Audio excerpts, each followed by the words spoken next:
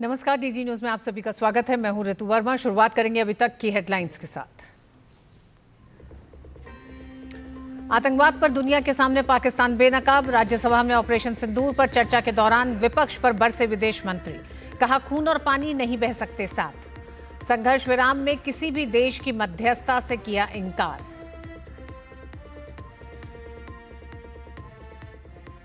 Operation सिंदूर में सेना के शौर्य और साहस की विजय के पीछे देश की पॉलिटिकल लीडरशिप का बड़ा हाथ। राज्यसभा में जेपी नड्डा ने कांग्रेस पर लगाया तुष्टीकरण का आरोप। कहा, वो हमें गोलियों से भूनते रहे, हम उनको बिरयानी खिलाते रहे। 1971 भारत पाकिस्तान युद्ध में इंदिरा गांधी की तत्कालीन अमेरिकी राष्ट्रपति निक्सन को लिखी चिट्ठी पर सियासी घमासान। भाजपा ने कहा, युद्ध के समय अपनी सेना पर पूर्व पीएम को नहीं था विश्वास। अमेरिका से की भी युद्ध को रोकने की अब मांग। जम्मू कश्मीर के पुंछ में सुरक्षा बलों ने घुसपैठ की बड़ी साजिश को किया नाकाम। ऑपरेशन शिव शक्ति अभियान में 2 पाकिस्तानी आतंकी ढेर। आतंकियों के पास से घातक हथियार बरामद।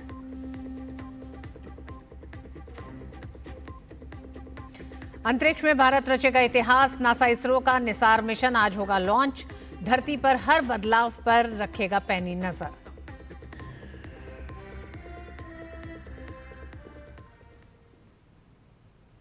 राज्यसभा में ऑपरेशन सिंदूर पर विशेष चर्चा के दौरान सदन के नेता जेपी नड्डा ने पहलगाम आतंकी हमले के बाद भारतीय सेना की कार्रवाई की सराहना की। उन्होंने कहा कि इस दौरान जो रोल हमारी पुलिस और आर्मी ने निभाया उसको देश नमन करता है, लेकिन पॉलिटिकल लीडरशिप बड़ी महत्वपूर्ण होती है और फौज को आदेश पॉलिटिकल लीडरशिप ही देती है।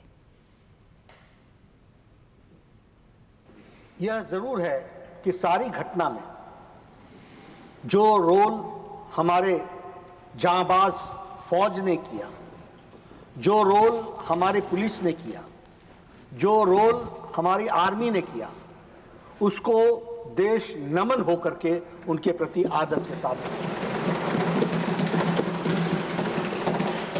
लेकिन मैं इस हाउस के माध्यम से देश को यह बताना चाहता हूं कि पॉलिटिकल लीडरशिप बहुत महत्वपूर्ण होती है, क्योंकि फौज को आदेश पॉलिटिकल लीडरशिप देती है। और इसलिए there is a difference between a responsible government, a responsive government, a sensitive government, a proactive government, and a government which responds according to the need of the hour. Rajya Sabha में केंद्रीय मंत्री JP Nadda ने कहा कि हमें तत्कालीन कांग्रेस सरकार की तुष्टीकरण की सीमा को समझने की जरूरत है। साल 2007 और 2008 में पाकिस्तान हमारे देश के कई हिस्सों में बम विस्फोट करता है और इसके बावजूद उस समय भारत और पाकिस्तान के बीच आतंकवाद और व्यापार और पर्यटन जारी रहा। वो हमें गोलियों से भूनते रहे और हम उनको बिरयानी खिलाने में लगे रहे। कैसे आपने किस तरीके से पाकिस्तान के साथ आपने डील किया है उसकी मैं एक सच्चाई रख रहा हूं। अटैक हुआ 2007 में, serial bomb blast in Gorakhpur Uttar Pradesh. हरकत उल जिहाद ने किया, 11 लोग मारे गए। 2007 में ही सीरियल बम ब्लास्ट हुआ एक साथ लखनऊ, अयोध्या और वाराणसी। हरकत उल जिहाद ने और इंडियन मुजाहिदीन ने किया। उसी तरीके से 1 अक्टूबर 2007 को आपने, ये 2007 की घटना के बाद आपने दोनों साइड से वाघा बॉर्डर और अटारी बॉर्डर से आपने गुड्स कैरियर्स को जाने की परमिशन दे दी। जयपुर का बम ब्लास्ट 13 मई 2008, place of attack multiple locations in Jaipur. Indian Mujahideen इसमें इन्वॉल्व थी। 71 people were killed and 185 injured. और इसके बाद क्या हुआ 2008 में? इंडिया और Pakistan agreed on a set of specific Kashmir specific confidence building measures. हम कॉन्फिडेंस बिल्डिंग मेजर्स पर चले रहे, वो हमारे को गोलियों से भूनते रहे और हम बिरयानी खिलाने चले रहे। राज्यसभा में ऑपरेशन सिंदूर पर विशेष चर्चा के दौरान विदेश मंत्री डॉक्टर एस जयशंकर ने सिंधु जल समझौता स्थगित करने के फैसले को पहलगाम हमले के बाद उठाया गया सबसे महत्वपूर्ण कदम बताया। साथ ही उन्होंने कहा कि पाकिस्तान के साथ न जब दोस्ती थी न ही गुडविल, तो ऐसे सिंधु जल समझौते की जरूरत क्या थी। Since 1960, we have had neither goodwill nor friendship. We've had terrorism, we've had attacks on our population, we've had wars. Such a treaty had to be dealt with, and this government dealt with it. सभापति महोदय, मैं एक बार और दोहराना चाहता हूं कि उनको फिक्र थी पाकिस्तानी पंजाब, उनको फिक्र जम्मू एंड कश्मीर के किसानों पर नहीं थी, उनको सर फिक्र राजस्थान के किसानों की नहीं थी। उनका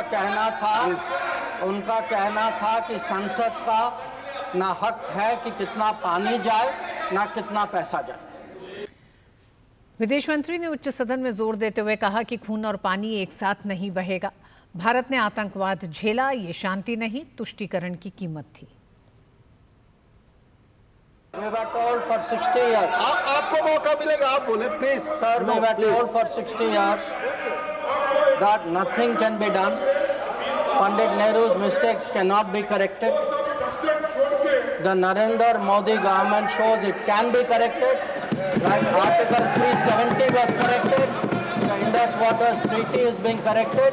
It will be held in abeyance until Pakistan irrevocably gives up its support of terrorism. Sir, we had won. Please. We had won. We had won that blood and water cannot flow together. Today, we are demonstrating that what we say we will do, blood and water will not flow together. Doctor S Jaishankar ने साथ ही operation सिंदूर के दौरान भारत की निर्णायक कार्रवाई के बारे में बताया और कहा कि पूरी दुनिया ने भारत की कड़ी कार्रवाई को देखा। Objective of Operation Sindoor was hitting terrorist infrastructure in Pakistan and Pakistan-occupied Jammu and Kashmir, from where terrorist attacks against India have been planned and directed. It was also said that our actions are focused, measured and non-escalatory in nature, and we are living up to a commitment, I will come to that commitment, sir, in the UN Security Council, that those responsible for the attack will be held accountable. विदेश मंत्री ने कहा कि भारत ने लंबे समय तक आतंकवाद झेला है, लेकिन अगर हमें किसी को ये बात समझानी है तो पूरी दुनिया देखती है कि भारत ने इन हमलों पर कैसे जवाब दिया। लेकिन पूर्व में देखा गया कि कई बड़े आतंकी हमलों के बाद भी भारत ने पाकिस्तान के साथ बातचीत जारी रखी और कोई खास कदम नहीं उठाया। They had routinized, they had normalized terrorism. They made out, हाँ terrorism हो गया, बट चलिए डायलॉग के लिए चले जाते हैं। हर बार सर इतनी बड़ी घटना होती है, मुंबई 26/11 होती, ट्रेन बॉम्बिंग होती है, कुछ महीने बाद आप कहते हैं नहीं ठीक है वो हो गया, चलिए बात के लिए चलते। अब आप ही बताइए सर, दुनिया आपको सीरियसली कैसे लेगी? आप दुनिया क्या सोचेगी?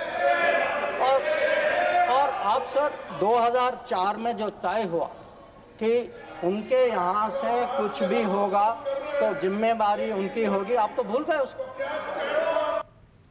लोकसभा में भाजपा सांसद अनुराग ठाकुर ने ऑपरेशन सिंदूर को लेकर कांग्रेस की गलत बयानी पर जमकर निशाना साधा। सांसद अनुराग ठाकुर ने कहा कि 1971 में इंदिरा गांधी ने अमेरिका के तत्कालीन राष्ट्रपति निक्सन को पाकिस्तान के साथ युद्ध रोकने की गुहार क्यों लगाई थी। साथ ही कहा कि कांग्रेस पार्टी झुकने में माहिर है। इंदिरा गांधी जी ने अमेरिका के सामने दीन इन भाषा में ये पत्र क्यों लिखा? और मैं पूछना चाहता हूं, अमेरिका के पास युद्ध रुकवाने के लिए आप क्यों गए थे? क्या आपको अपनी सेना पर विश्वास नहीं था? आपने कहा कि पाकिस्तान मैलिशियस प्रोपेगेंडा करता है, आज वही प्रोपेगेंडा आप पाकिस्तान के लिए कर रहे हैं। दरअसल ये परिवार और पार्टी दंडवत और झुकने में माहिर है, इसलिए मैं कहना चाहता हूं, आप कहते हैं 50%, अरे 50% जीरो का भी जीरो ही होता है। आप में जीरो दम था, हमारे प्रधानमंत्री ने करके दिखाया है और हमारी सेना ने भी पाकिस्तान को उचित जवाब देकर दिखाया है।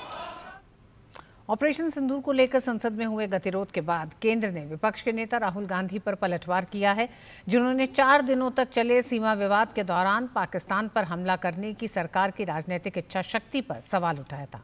केंद्रीय मंत्री किरण रिजिजू ने पूर्व प्रधानमंत्री इंदिरा गांधी का 1971 का एक पत्र साझा किया है, जिसमें उन्होंने तत्कालीन अमेरिकी राष्ट्रपति निक्सन से पाकिस्तान को भारत पर हमला करने से रोकने के लिए कहने का आह्वान किया था।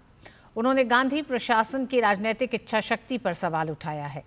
कृपया राष्ट्रपति निक्सन को श्रीमती इंदिरा गांधी द्वारा लिखे गए पत्र का ये पाठ देखने के लिए 4 मिनट का समय दें।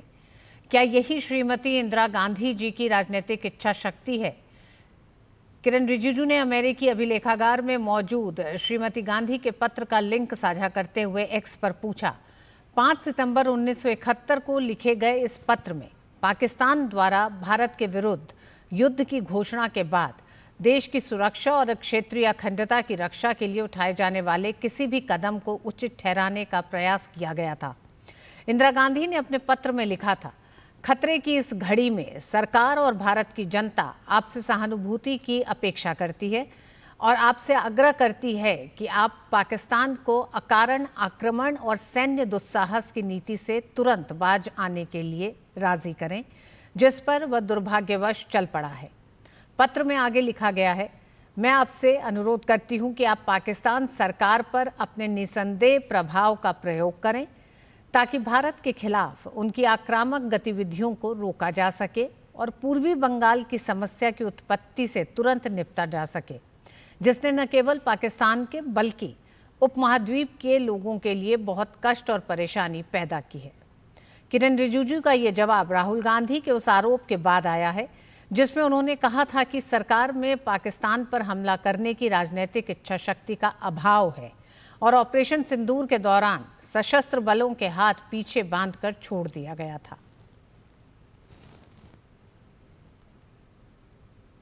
लोकसभा में केंद्रीय रेल मंत्री अश्विनी वैष्णव ने अमृत भारत एक्सप्रेस के बारे में जानकारी देते हुए बताया कि ये एक ऐसी ट्रेन है जो कम कीमत पर वर्ल्ड क्लास सर्विस देती है। इसमें 11 जनरल और 8 स्लीपर कोच होने के साथ साथ कई आधुनिक फैसिलिटी भी दी गई है।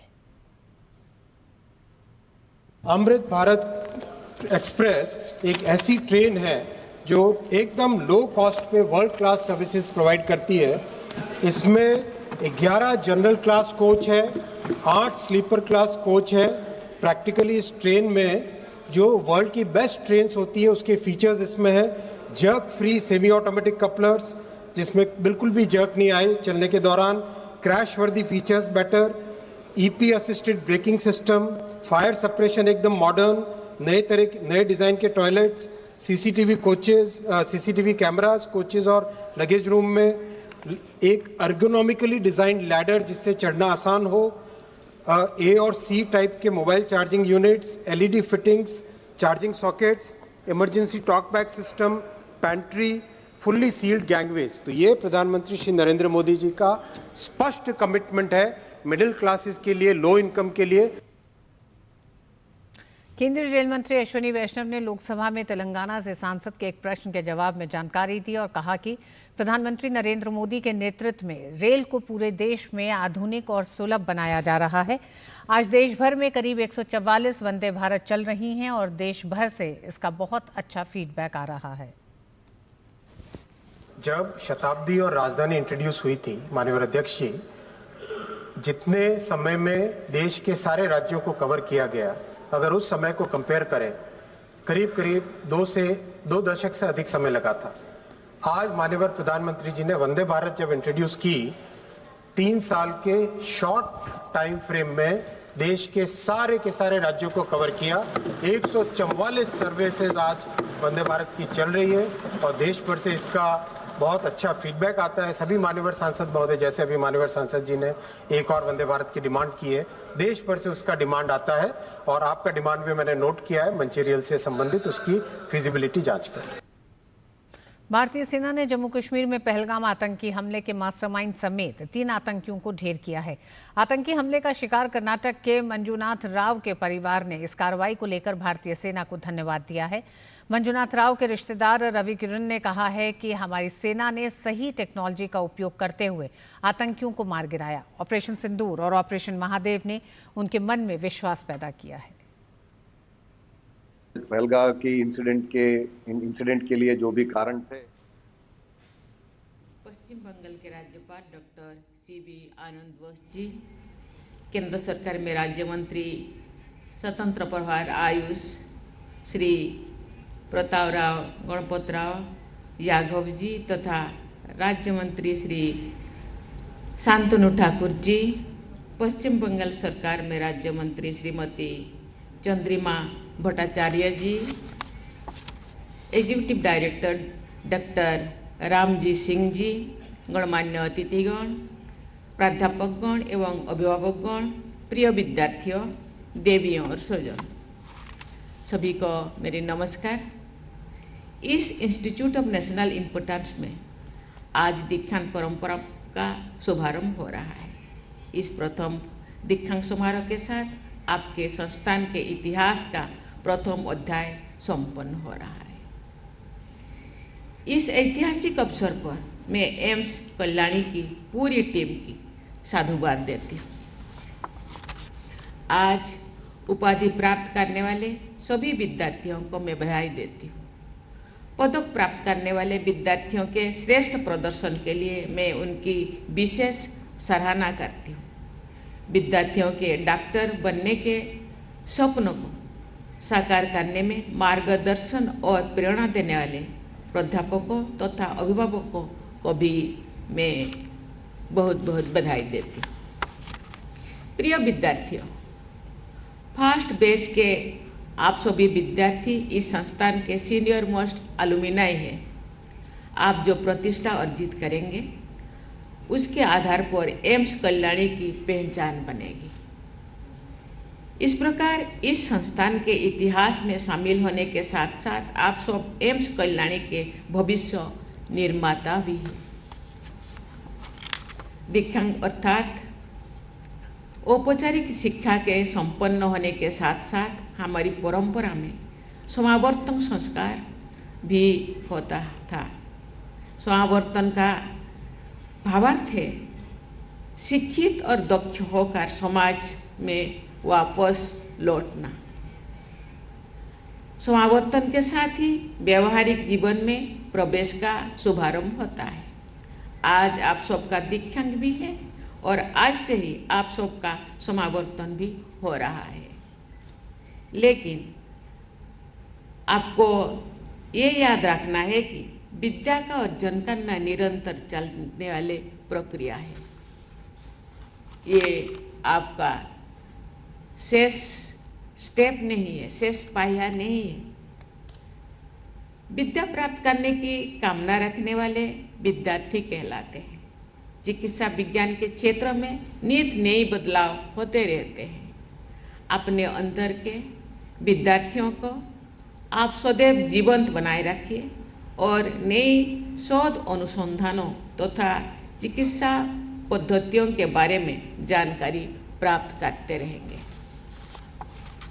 आपके इस संस्थान का अत्यंत सार्थक ध्येय वाक्य है स्वास्थ्यम सर्वार्थ साधकम, अर्थात स्वास्थ्य के आधार पर अन्य सभी लक्ष्य प्राप्त किए जा सकते हैं। हमारी समावेशी संस्कृति में सबके कल्याण और उन्नति की कामना की जाती है। सर्वे सन्तु निरामया, ये प्रार्थना भी की जाती है। इस प्रार्थना का अर्थ है कि सभी रोग मुक्त रहे और आरोग्य लाभ करें। इस आदर्शों को यथार्थ रूप देने की प्रमुख जिम्मेदारी आप जैसे डॉक्टरों की है। जो लोग साधन संपन्न नहीं है उनको स्वस्थ रखने की आपकी जिम्मेदारी और भी अधिक महत्वपूर्ण है। आप सभी चिकित्सा विज्ञान के विद्यार्थी हैं, लेकिन सबसे पहले आप भारत के सचेत नागरिक हैं। सभी कार्य क्षेत्रों में सक्रिय देशवासियों को हमारी देश की महान विरासत के बारे में जानकारी भी होनी चाहिए और गौरव भी। अपनी जन्मभूमि, कर्मभूमि और विद्या स्थली की जानकारी भी होनी चाहिए। एम्स कल्याणी चैतन्य महाप्रभु की पवित्र जन्मस्थली के क्षेत्र में स्थित है। महाप्रभु यहाँ से ओडिशा गए और मुख्यतः जगन्नाथपुरी से उन्होंने अपना आध्यात्मिक संदेश प्रसारित किया। 19वीं सदी में भारत का नवजागरण में नदिया के सपूत दीनबंधु मित्र के नाटक नील दर्पण की बहुत बड़ी भूमिका थी और नाटक ब्रिटिश हुकूमत के अत्याचार तथा नील की खेती के लिए विवश किए गए किसानों के कष्ट और संघर्ष की गाथा है। ये क्षेत्र स्वाधीनता सेनानी बाघा जतीन की महानता का साक्षी रहा है। उन्होंने उद्घोष किया था, आम्रा मोरबो जगत जागबो। ओडिशा के बालेश्वर में ब्रिटिश राज की सेना का सामना करते हुए उन्होंने भारत माता की स्वाधीनता के लिए अपने प्राण निछावर किए थे। बाघा जतीन के बलिदान को सभी देशवासियों के साथ ओडिशा के लोग विशेष श्रद्धा के साथ स्मरण करते हैं। ओडिशा में उनकी स्मृति में आयोजित कुछ कार्यक्रमों में शामिल होने का सौभाग्य मुझे प्राप्त हुआ था। ये क्षेत्र अनेक महान विभूतियों की जन्मस्थली या कर्मस्थली रहा है। मैं उन सभी प्रेरक विभूतियों को मैं सादर नमन करती हूँ। देवियों और स्वजनों, आप सब इस तथ्य से शायद अवगत होंगे कि इस क्षेत्र के विकास की आधारशिला महान राष्ट्र निर्माता विधान चंद्र राय ने रखी थी, जो एक बहुत बड़े डॉक्टर भी थे। उनके असाधारण योगदान के लिए उन्हें भारत रत्न से सम्मानित किया गया था। मुख्यमंत्री के रूप में अपने लंबे कार्यकाल के दौरान भी वे मरीजों की निःशुल्क सेवा करते थे। उनके सम्मान में हमारे देश में 1 जुलाई को डॉक्टर्स डे मनाया जाता है, जो संयोग से उनकी जन्मतिथि भी है और पुण्यतिथि भी है। ऐसे आदर्श डॉक्टर चीफ मिनिस्टर द्वारा स्थापित प्लांट सिटी कल्याणी में स्थित इस इंस्टीट्यूट से जुड़े सभी विद्यार्थियों, आचार्यों और प्रशासकों का लक्ष्य बहुत ऊंचा होना चाहिए। एम्स कल्याणी को इंस्टीट्यूट ऑफ नेशनल प्राइड बनाने के संकल्प के साथ आप सभी यंग डॉक्टर्स की सेवा यात्रा का शुभारंभ होना चाहिए। साथ ही गरीबों और वंचितों को निःशुल्क चिकित्सा सेवा प्रदान करने का डॉक्टर BC राय का उदाहरण आपकी जीवन यात्रा का मार्गदर्शक सिद्धांत होना चाहिए। अपने सामाजिक उत्तरदायित्व के प्रति सचेत डॉक्टरों ने राष्ट्र के विकास में महत्वपूर्ण भूमिका निभाई है तथा अनेक उपलब्धियों में सीधा योगदान दिया है। एवरेज लाइफ एक्सपेक्टेंसी, जो स्वाधीनता के समय केवल 32 वर्ष थी, अब दोगुना से अधिक होकर लगभग 70 वर्षों की हो चुकी है। टीकाकरण के क्षेत्र में पिछले कुछ वर्षों में असाधारण प्रगति हुई है। अनेक बीमारियों पर काबू पाया गया है। उदाहरण के लिए आँखों की बीमारी की रोकथाम और इलाज में हुई सफलता के बल पर पिछले वर्ष भारत को ट्रकोमा फ्री घोषित किया गया है। लेकिन अभी भी अनेक ऐसी चुनौतियां हैं जिसका सामना करने में आप जैसे युवा डॉक्टर की निर्णायक भूमिका रहेगी। Diabetics, heart elements and obesity जैसे स्वास्थ्य समस्याओं पर नियंत्रण करने में सरकार तथा अन्य भागीदारों से भी बड़ी भूमिका चिकित्सकों की है। प्रिय विद्यार्थियों, आप सबकी जीवन शैली भी ऐसी होनी चाहिए जो सामान्य लोगों के लिए उदाहरण बने। जेनेटिक मैनिफेस्टेशन की बात अलग है, लेकिन समुचित आहार विहार और जीवन शैली के बल पर अधिकांश स्वास्थ्य समस्याओं को प्रिवेंट किया जा सकता है या उनकी काफ़ी हद तक समाधान भी किया जा सकता है। आपके पास जो लोग चिकित्सा के लिए आते हैं उन्हें आप सब दवा के अलावा जीवन शैली से जुड़ी परामर्श भी दें। डॉक्टर साहब जो कोई सलाह देते हैं तो उनका लोगों पर अधिक असर पड़ता है। डॉक्टर साहब जो स्वयं आदर्श प्रस्तुत करते हैं तो उसका और भी अधिक असर पड़ता है। आप सबको अपने स्वास्थ्य का भी ध्यान रखना चाहिए।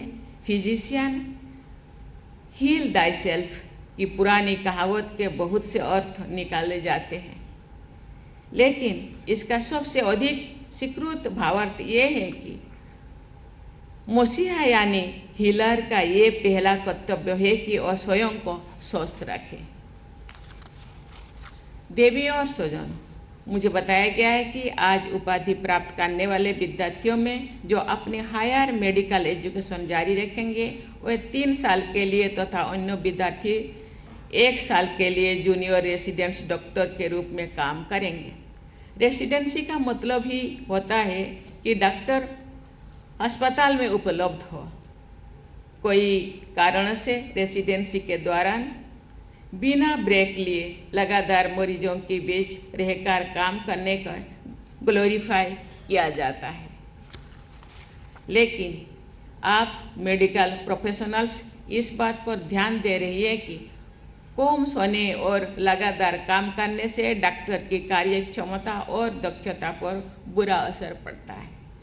ऐसी स्थिति में ना डॉक्टर की भलाई है और ना ही मरीज की। कुछ रेसिडेंट डॉक्टर अधिक से अधिक अनुभव और जानकारी पाने के उत्साह में लगातार बिना आराम किए काम करने की आदत डाल देती है। इस मुद्दे पर अध्ययन करने वाले वरिष्ठ शोधकर्ताओं ने ये सलाह दी है कि लॉन्ग आवर्स तथा लैक ऑफ स्लीप युवा डॉक्टरों के लिए लाभदायक नहीं है। इसको ध्यान में रखना चाहिए। प्रिय विद्यार्थियों, मैं एक बार फिर आप सबको बधाई देती हूँ। मैं ये मंगल कामना करती हूँ कि आप सब अपने संस्थान के लिए गौरवशाली परंपराओं का निर्माण करें तथा एक स्वस्थ और समृद्ध भारत के निर्माण में भी अपना महत्वपूर्ण योगदान दें। धन्यवाद। जय हिंद, जय भारत।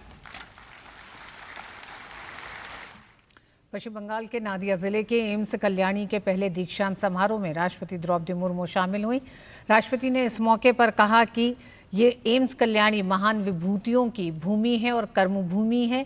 ऐसे में आने वाले समय में एम्स कल्याणी पूरे पश्चिम बंगाल और इस क्षेत्र की स्वास्थ्य सेवा के परिदृश्य की एक नई परिभाषा देगा। वक्त एक छोटे से ब्रेक का। यशस्वी प्रधानमंत्री नरेंद्र मोदी जी के संकल्प सबका साथ सबका विकास को माननीय मुख्यमंत्री योगी आदित्यनाथ जी ने सामाजिक एकता एवं समरसता के उच्चतम मानदंडों के साथ बनाया है यूपी सरकार का मूल मंत्र। परिणाम स्वरूप 2017 के बाद उत्तर प्रदेश में सभी को मिले बिना किसी भेदभाव के रोजगार के समान अवसर एवं योजनाओं के लाभ। 8.5 लाख से अधिक सरकारी और 3,75,000 से अधिक संविदा पर नौकरी पाने वाले जहां निष्पक्ष और पारदर्शी प्रक्रिया के साक्षी बने, वहीं अनुसूचित जाति, जनजाति, पिछड़े एवं निम्न आय वर्ग के अभ्यर्थियों को मिला आरक्षण का संपूर्ण लाभ। प्रधानमंत्री गरीब कल्याण अन्न योजना, प्रधानमंत्री आवास योजना और जल जीवन मिशन से लेकर मुख्यमंत्री युवा स्वरोजगार और एक जनपद एक उत्पाद जैसी विभिन्न योजनाएं यूपी में अंत्योदय से सर्वोदय का सपना कर रही हैं साकार। काम दमदार, डबल इंजन सरकार। मेरी पसंद, मेरी पसंद, मेरी पसंद, मेरी पसंद, हमारी पसंद, हम सबकी पसंद। मजबूत देश का मजबूत सरिया हो गया स्टील। जो लक्ष्य चुना था समझ आने लगा है। जीएलए यूनिवर्सिटी, उच्च लक्ष्य की निश्चित प्राप्ति। भगवान बुद्ध से जुड़े अवशेष 127 साल बाद भारत वापस लौट आए हैं। प्रधानमंत्री नरेंद्र मोदी ने इसे एक ऐतिहासिक पल बताया। उन्होंने सोशल मीडिया एक्स पर भगवान बुद्ध के भारत आए अवशेष की तस्वीर साझा करते हुए लिखा, हमारी सांस्कृतिक विरासत के लिए एक खुशी का दिन। हर भारतीय को इस बात पर गर्व होगा कि भगवान बुद्ध के पवित्र पिपरवा अवशेष 127 वर्षों के लंबे अंतराल के बाद स्वदेश लौट आए हैं। ये पवित्र अवशेष भगवान बुद्ध और उनकी महान शिक्षाओं के साथ भारत के घनिष्ठ संबंध को दर्शाते हैं। ये हमारी गौरवशाली संस्कृति के विभिन्न पहलुओं के संरक्षण और सुरक्षा के प्रति हमारी प्रतिबद्धता को भी दर्शाते हैं। और इस बुलेटिन में बस इतना ही। नमस्कार।